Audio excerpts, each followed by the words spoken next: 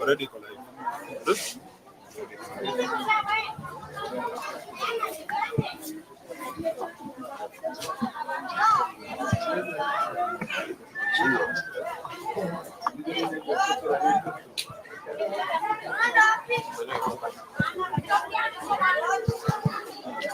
Antu.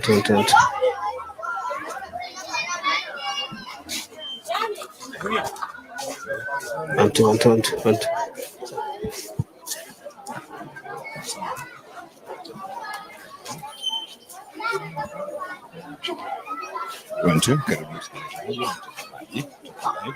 kanisani katedral.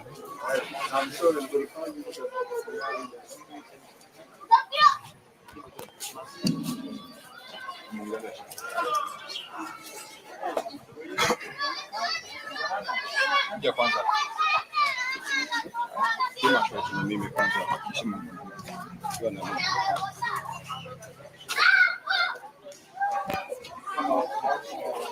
Msikilizaji, mtazamaji, kwa wale wote wanafuatilia matangazo haya, tuko kanisani Kathedrali Marsabit, nite Machuki Danson. Tuko live moja kwa moja, na ni kwamba leo ni Noeli, siku ya tarehe 25 mwezi huu wa Desemba, na tumebahatika kwamba watu wamekuja kanisani wengi kutoka sehemu mbalimbali. Na sasa hivi tunazungumza na aliyekuwa waziri wa fedha wakati mmoja, ambaye atakuwa nasema naye sasa hivi moja kwa moja ndani ya Radio Jangwani, na tuko naye kama tulivyokuambia mwanzoni kwamba atakuwa nasema na sisi kwa sababu amekuja nyumbani kama watu wa Nairobi wamekuja, na atuambie anasema namna gani anajisikia nyumbani. Karibu sana. Tutakuita tu waziri bado. Asante sana. Asante. Ni ngumu kidogo kubadilisha jina waziri, kama vile pia ukiwa gavana tulikuita tu gavana mpaka waziri kaingia. Haina shida, mpaka tutazoeana tu. Karibu sana nyumbani. Asante waziri Ukur Yatani. Asante. Habari ya walipotoka? Niko sawa. Asante sana kwa kunipa fursa. Leo nimefika hapa cathedral yetu ya Catholic hapa na Marsabit kujiunga na wananchi, kujiunga na wafuasi wa Katoliki kwa misa ya Krismasi, na nina furaha sana na nikiona wananchi wakiwa wamechangamka, wakiwa na furaha, wakiwa na matumaini ya maisha, hasa nikiangalia nyuso za watu, hasa wale nimeona kuna youth wengi sana. Na hiyo ni ishara kubwa kwamba kanisa itaendelea kukua, itaendelea kuwa na wafuasi wengi, na itapita miaka mingi ikiendelea kupata wafuasi hasa kwa sehemu hii. Pia ni furaha zaidi kwa sababu naona mchanganyiko wa jamii yote, wote hapa kaunti hii. Najua hii kaunti inajulikana kuwa na jamii tofauti ambao wamelewa pamoja, wanaelewana, wamesoma pamoja, na kuna nafasi kubwa zaidi ya tuwe na integrated county, na hiyo ndio furaha yetu. Na mimi nachukua nafasi hii kwa niaba yangu, kwa niaba ya familia yangu. Nimekuja na mama pia, nimekuja na vijana wangu wawili ambao ni watu wazima sasa, kuabudu Mungu na pia kujiunga na Wakristo kwa misa hii ya leo. Na imechukua muda kufika hapa Marsabit. So tunafurahi zaidi na tuna mabadiliko kubwa sana. Kanisa na misa ambayo nimezoea hapa awali kidogo ni tofauti na yale nimeona leo. Sasa hii watu wakiwa na furaha, kuimba, kuonyesha acts tofauti, hasa wale watoto wachanga wakizindikisha baba askofu, padri kwa ile sherehe ya misa. Na hii ni furaha kubwa sana. Na tukipata nafasi kuja hapa kujumuika na Wakristo, pia nimefurahi kuona kuna wale wengi sijaona kwa muda mrefu. Wale najua wanafanya kazi sehemu zingine za Kenya kama Nairobi, wengi wakiwa na cheo tofauti, cheo kubwa kwa corporate. Nimeona rafiki yangu kama Adele Tura ambao tumelewa pamoja, kwa sasa nasimamia totally upande moja total Africa mzima. So it's a very good opportunity for us to, retrace our steps while we're growing up and seeing things developing. Although nothing much has changed in terms of the infrastructure, but so much has changed in terms of the social setup and fabric of the community around here. And it's a big pleasure for us. Mheshimiwa, ni kwamba uko live ndani ya Radio Jangwani sasa hivi. Yaani kaunti nzima inakusikiliza sasa hivi. Na pia iko live pia kwenye mitandao kwa njia ya video, ndio maana kuna kamera hapa hivi, so ndio maana tumekuita angalau useme Merry Christmas kwa watu wa Marsabit, alafu tujue kitu kimoja kutoka kwako. Maisha tofauti ya waziri wakati tulikuwa unaandamana na security na maisha sasa hivi ukiwa Ukur. Tofauti. Kwanza nashukuru sana kwa kunipa fursa kuwasiliana na kuzungumza na wananchi wa kaunti ya Marsabit. Nimekuwa kama wiki moja na nusu hapa sehemu tofauti ya kaunti hii. Nimekuwa baada ya Jaldesa upande hiyo, nimekuwa upande wa Balesa, nimekuwa upande Forole. Nimetembea nikiangalia na kujumuika na watu wetu na kujaribu kuangalia vile tunaweza kufanya mabadiliko kwa maisha yao ambao siku hizi imekuwa ngumu sana kiuchumi. Ile drought ambao ilikuwa imepitia wakati ule imepokonya ama wananchi wengi wamepoteza rasilimali kubwa sana, hasa ya mifugo. So tumeona ni vizuri kuwa hapa, na maisha yangu vile uliuliza, mimi sioni tofauti sana.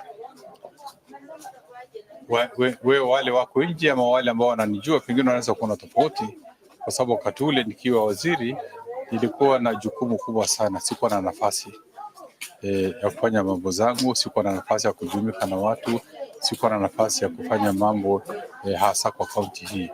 Jukumu langu na uzito ambao nilikuwa naye ilikuwa ya Kenya nzima, kupambana na hali ya uchumi na kushirikiana na rais wakati mstaafu Uhuru Kenyatta, ambao alinipa fursa hasa kufanya kazi kama CS National Treasury.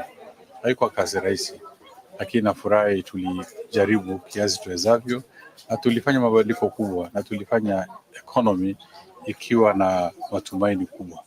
Sisemi mambo ya sasa, lakini wakati ule sisi tulikuwa na mipango na miradi na programs ambazo zilikuwa zinaendelea zikijumlisha na kuhakikisha kwamba wananchi wa kila tabaka wanaangaliwa, hasa hali ya kiuchumi na kimaisha. Unajua nchi hii kuna rasilimali kubwa sana, lakini inategemea policies ambao tunaziweka, hasa upande wa mifugo, upande ya kilimo, upande wa utalii. Hii ni sekta ambayo inaweza kufufua mapato ya wananchi wetu. Tusipokuza hii sekta vizuri, maisha itakuwa ngumu. Hii ingine service ministry, sector ministry, social ministries kama education, health, saa zingine unajua inategemea na mapato ya nchi. Kama mapato ni kidogo, hiyo huduma kuwa bora zaidi si rahisi. Lakini ninafurahi chini ya Rais Uhuru Kenyatta tuliweza kufanya kazi kulingana na yale ambao ilikuwa inaridhisha wananchi. That is the confidence I have. Kwa kaunti hii naona pia kuna mabadiliko. Sioni Mungu ametujalia wakati huu ametupatia mvua. Nimetembea kila sehemu, naona sehemu zikiwa na nyasi na malisho, lakini kuna upungufu ya mifugo. Na 80% ya wananchi hapa wanategemea sekta za mifugo. Ukiangalia ile ukame iliyopita ilitufanyia madhara kubwa sana. Tulipoteza zaidi ya 80% ama 85% ya mifugo ambao tulikuwa naye. Hiyo inamaanisha kwamba ile livelihood ambao tuko naye haziko tena. Umaskini imekuwa kwa hali ya juu sana. Na tukitaka kubadilisha maisha ya watu wetu, lazima tufikirie alternative livelihood. Si mambo ya mifugo pekee, alternative livelihood. Hasa ukiangalia sehemu ya Saku, Rury Hills, pengine Mount Kula, kuna potential ya kufanya arable farming. yani mimea inaweza kumea, mahindi, maharagwe, chakula kila aina inaweza kumea, lakini yale hatujaweka ni kuweka uzito na kuhimiza wananchi waweze kuingia kwa hiyo sekta na watumie ile method techniques ile ya kisasa. Isiyo tu tunafikiria mambo ya kupanda mahindi pekee. Ni lazima tupande at the right time, lazima tutumie input ile inafaa, lazima tutumie ile extension services ambayo inafaa, ili na hiyo sasa unajua ni shughuli na jukumu la county government. Sasa wakati ilikuwa governor hapa, hatua ya kwanza tuliweza kununua matrakta na motorbikes for extension services na kupatia watu input kama mbegu, kama fertilizer, ili wananchi waweze kupata chakula. Maisha unajua, usipokuwa na chakula, hiyo ni ile tunaita abject poverty. Kama huna chakula, huna uhuru, huna hekima, na itakuwa ngumu sana kaunti hii kuendelea bila kuaddress food security. And I'm happy that ukame wa juzi ni kama malingine nyingi watu wameanza kujifunza na kwamba maisha lazima badilike. Nimekuwa sehemu ya Uri Hills na nimeangalia watu wa Manyata pale wakijaribu kuona kama wanajua wanaweza kupanda mahindi ama maragwe in a very small way. It may not be tangible, but as long as you know the will is there and the realization that there is need that to look for an alternative livelihood, I think that's the beginning of the prosperity of this country.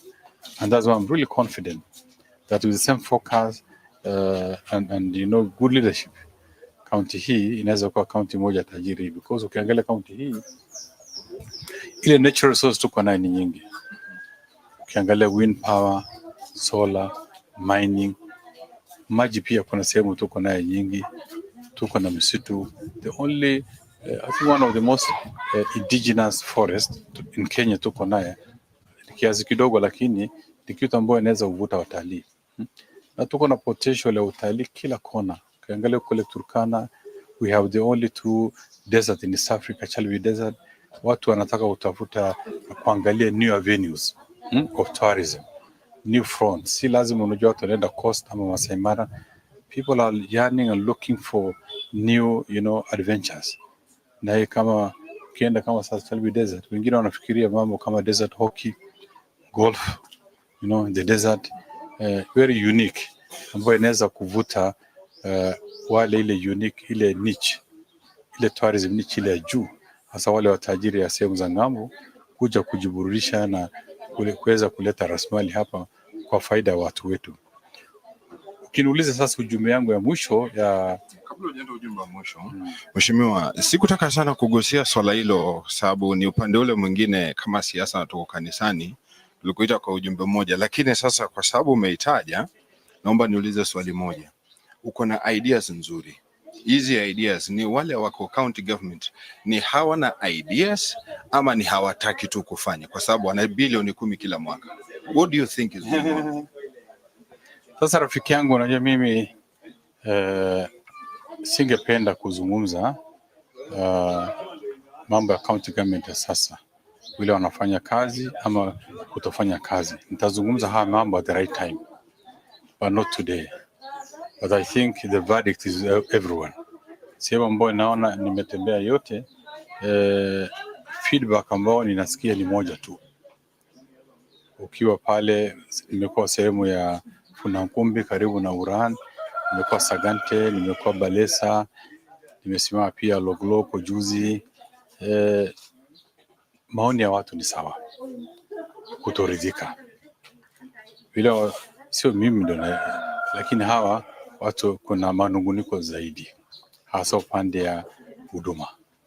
Lakini hiyo sasa tutaambia wale walio na nafasi na wamepewa jukumu la kuongoza wananchi hapa, sisi tunauliza hawa waweke bidii, waweke wananchi at the center of their, you know, focus. So ukiangalia ile huduma kama hospitali na sehemu zingine, kuna kazi nyingi ambayo inatakiwa kufanyika, na tunauliza hawa na tunaomba, kwa sababu hawa they are the ones with the instrument of power now, an opportunity to allocate resources. We are asking them, please be sensitive, talk to our people, look at what they need, They are yearning for, good service delivery, particularly in healthcare. The idea of now we're making referrals to other places shouldn't be the thing, because kama hospitali iko na equipments, na mimi najua wakati yetu tuliweka equipments za kutosha. Tunauliza sasa focus. Manpower is very important. Kuhakikisha kwamba wale wamepewa nafasi hasa within the health sector, because it's not only a job, but it is really, it's calling for, commitment. Watu wajitolee kufanya kazi, kwa sababu health ya mtu inaweza sio wananchi pekee, hata hawa wenyewe, it can affect any of them. So, but now if you don't have a good service, healthcare, then you are going to lose people, which we shouldn't. Mheshimiwa, how do you feel that when you come to Marsabit, like now you just came, and the only infrastructure that you see that is visible standing is what you did some several years ago? Yet as the CS Treasury, you knew very well how much was coming to Marsabit every year. How do you feel? Well, sadly, really, I don't want to dwell on that. I don't want to be the person telling the people leadership what they have failed to do. I think I leave that for the people to tell them. I'll tell them at the right time. But for me now, I don't want to criticize them. Let that be done by the public. Now, finally, Solid Amzahatu, you are managing the whole money of the whole country. Then you come to yourself, Ukur, to manage your own money. How was it? Ama, you had another smaller CS managing your own money now. That it's a lot of work managing pesa ya Kenya mzima, budget yote, and then kuna yako baba, wewe ni baba mtu pia. So, yeah, of course. How was it? Hakuna kazi ngumu ama hakuna kazi rahisi. Inategemea tu vile unajipanga. As long as you have a plan in life, you will succeed. If you have a plan as a country, you will succeed. If you have a plan and a discipline and commitment, you're done. At the national level, at the county level, even at my personal level. It's very important. Usipojipanga, then sasa maisha si rahisi.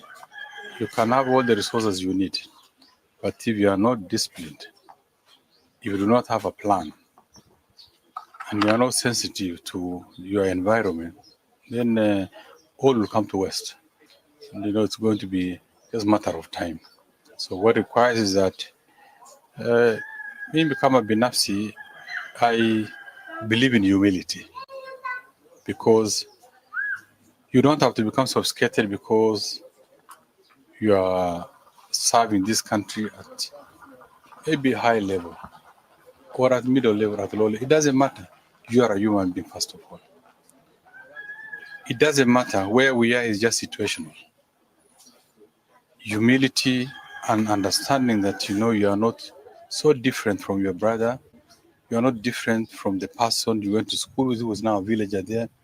Our needs are the same. Our aspirations are the same.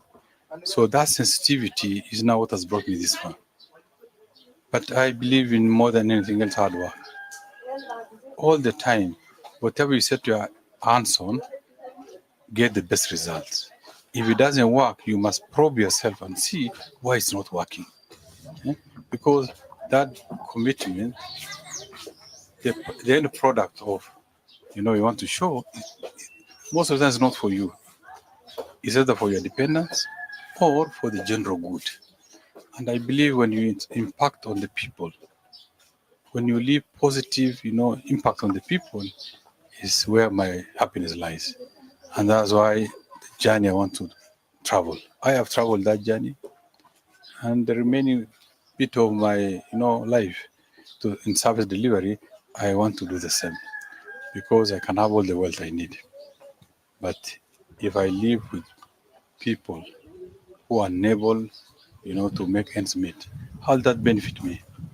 I'll also be poor like them. So we rather, try to pull each other. And pulling each other is not necessarily giving handouts. It's doing the right investment. And that's where my focus lie. And if you look at, when I was at the helm of this county, I had 4 critical vision. We inherited a county that was very divided, quite divided in terms of ethnic lines, cultural lines, social divides. So our first aspiration is to build a cohesive, stable, and peaceful county. And that's how we were able to bring peace and stability in the county for the 4.5 years I was the governor. Number 2, we focused on service delivery. We realized that the infrastructure we had in healthcare, education, and a number of areas were either non-existent or in very bad condition. We rehabilitated all those infrastructure, healthcare, built a number of health facilities, equipped them, employed people, trained them. We had a constant supply of drugs so that our people, whether you live in Ileret or you live in Godoma, you don't have to come to Nairobi, Marsabit, to ask for healthcare. The healthcare will find you there. That's why we did that, and we even deployed close to 30 ambulances all over the county. In each strategic, particularly every ward headquarter had an ambulance. In some places too, maybe like Moyale, because of the health facility, Kalacha, we were to deploy more. And then thirdly, we looked at the other physical infrastructure, roads, water infrastructure, delivered all these and brought services close to the people. We had to reduce the distance to water points significantly by drilling boreholes, doing ponds, developing water piping system within towns. Then fourthly, and the most important one, when we realized that we have stabilized and the necessary infrastructure is in place, we felt we must now fight poverty. Lazima tumenyane na tumalize umaskini kwa kaunti hii. Na tulifanya namna gani? Tuliangalia the productive sectors. Agriculture, tulisema inahitaji nini?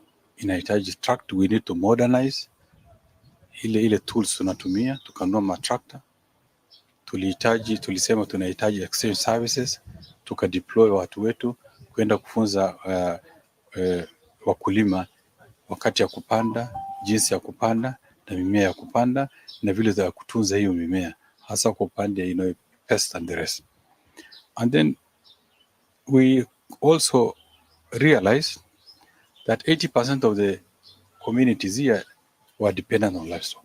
Ukiangalia the vast areas kama Laisamis, Northor, parts of Moyale, even Saku here, watu wengi wanategemea mifugo.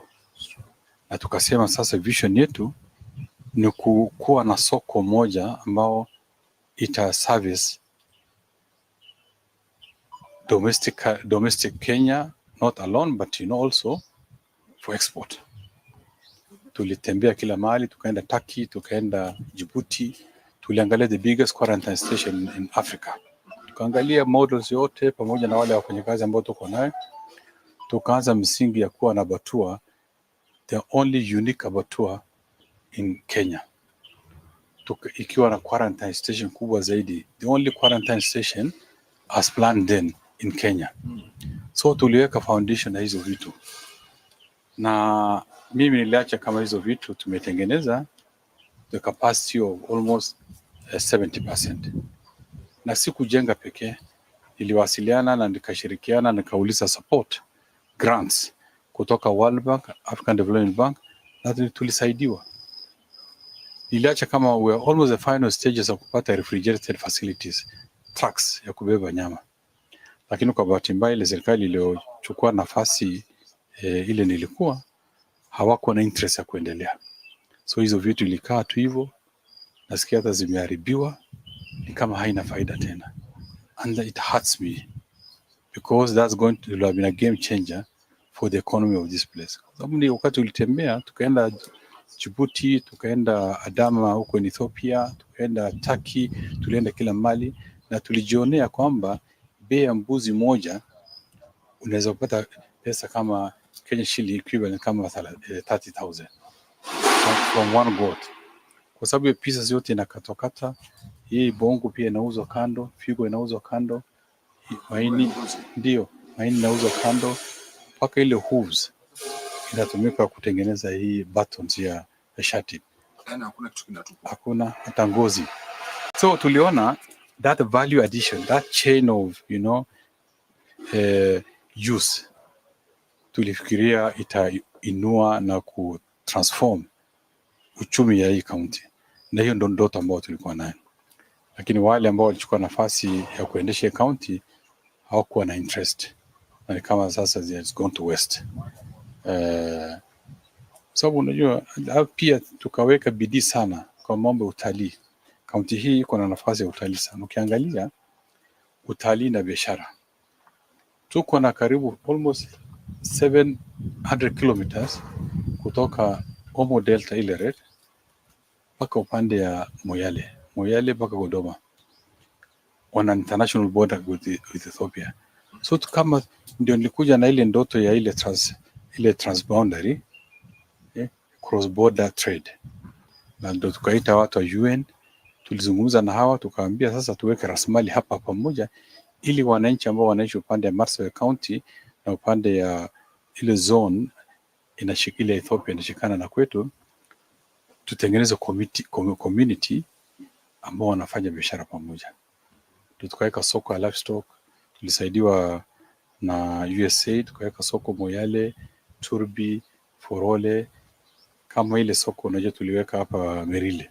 Hii yote ilikuwa program yetu, kwa sababu tunataka wananchi waweze kupata mapato ya kujisaidia. Mtu ambaye ako na mifugo, kama hiyo mifugo haina bei, anaitasaidia yeye, ndio kuna faida. So that's why we felt we must change, we must now graduate from subsistence livelihood on livestock to commercial enterprise. And that's why we are promoting trade and tourism. Tourism tulitengeneza circuit, tukafanya study, tukaenda Loyangalani, ndio it's under my care, under my time, ndio tuliweka ile Turkana Cultural Festival, ile international standard. Tulikuwa tunapata watalii kutoka ngambo, na tukatengeneza mahoteli, ile inaitwa Kalacha Bandas, ile desert inaitwa nini, ile desert museum, tukatengeneza cottages, swimming pool, na niliweka a very beautiful facility hapa Bongole Karare. Lengo letu unajua ni kutengeneza tourism circuit, ili wale wananchi wanapakana na hiyo sehemu waweze kufaidika, tuweze kuvuta watu wa Kenya na watalii kutoka ngambo wapate nafasi ya kutembea na kuona desert yetu ya Lake Turkana, because unique. Hii sehemu ni unique kwa dunia nzima, kwa sababu ukiangalia ile origin of humankind, fossils, kuna mambo mingi ambayo inafanyika sehemu hii ambayo tunataka tuonyeshe kwa dunia na iweze kuvuta watalii na kutupatia rasilimali kwa faida ya watu wetu. Hiyo ndo ndoto ambayo tulikuwa naye, na ina hakika nafasi itakuja tu ili tuweze kufuatilia na tuhakikisha kwamba wananchi wetu wamepata huduma bora, wamepata nafasi ya kujifanyia kazi, kupata ajira. County government unajua si kitu ambacho watu wanaangalia kuajiri watu. Lengo la any focused leader is supposed to know that the opportunities in that area is quite limited. What we need to do is just to give right environment for business to thrive. We promote Chamber of Commerce, we promote the cultural sector, the social sector, the tourism sector, trade sector, empower people, educate them, expose them. Through that, then unajua biashara itapanuka. And make sure that resources ya county isitoke hapa county hii, iwe invested kwa hii county. Rasilimali ikiwekwa hapa county hii, any part of this county, itaguza kila mtu. Itaanzia hapa, itatembea pale, itaguza hapa. Mtu mwenye anakata kinyozi anapata pesa, mwenye ana kiosk atapata pesa, kwa sababu ukifanya kibarua utaenda kutumia kununua vifaa ambavyo yanatoka hapa.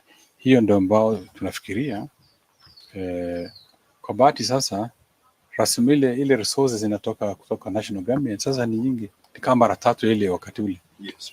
So if you apply the right knowledge, if you apply the right skills, if you put in the hands of people who are selfless, people who are well-meaning, people who wants to do the best for everyone, hiyo rasilimali itabadilisha kaunti, itajirisha kaunti.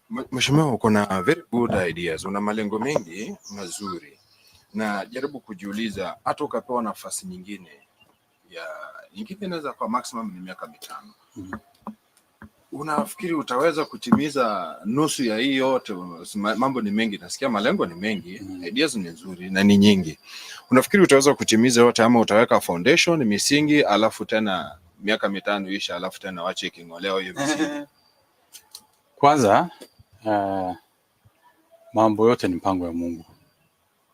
Sisi tunaweza kufikiria kufanya hivi, lakini Mungu pengine ako na maono tofauti. Lakini tukipata nafasi ya kuwa governor hapa kaunti hii, si vile tulianza mara ya kwanza. At least kuna foundation si tuliacha. We're going to build on that foundation. The infrastructure tuliacha pengine some have been destroyed. Maybe there's nothing ambayo imeongezeka. Lakini ile ndoto iko. Na tuta recraft. We are not going to recraft the idea. The idea is there. So we are not going to achieve, definitely it's not possible to achieve everything, but I'm confident that, with the vision, life is about the vision bearer. The country, the county, any institution is about the vision bearer. If the bearer of the vision understands properly, then it's very easy to align all workers to that vision. If the leader is clueless, or maybe he does not have a task, or he doesn't know what he wants to achieve in a year or in 2 years or in 3 years, then it becomes everybody's vision, and everybody's vision just become a confusion. But for me and the team I worked with, and I left also very good, skilled, competent, trained staff, particularly the CEC level, at the chief officers level. These are people I personally trained. God has given me opportunity kufanya sehemu nyingi hapa Kenya, hata nje, na mambo mingi, kazi mingi. So tunajua yale inaleta result. Management is about discipline. Na for us, discipline is absolute. A good plan without discipline, then you are unlikely to achieve. So sisi tunataka kuweka discipline. Sababu ile uhusiano ambao umeleta the elected leader na wale ambao waliwaajiri is to help him, deliver to the people. If you don't lose the focus, usipopoteza ile focus ya wananchi, you'll always get what you want. To push them, train them, discipline them, and ensure that, the beneficiary, the common man becomes the beneficiary. And the common man becomes, he has the last say. I think that is where we want to go. Na niko na hakika kwamba yale vile nimetembea na nimeona watu wako tayari kubadilisha. Unajua zamani kwa muda sasa mwaka 15, si watu ndio, si mtu binafsi ndio anachaguliwa, ni jamii ndio inachaguliwa. Yes. Na unajua kutumia sasa jina jamii haimaanishi kama hiyo mtu amechaguliwa ni mtu ambao anawezana na kazi ama anatosha kazi, ni jamii. Lakini saa hii mimi vile nimesikiza maono hii inabadilika.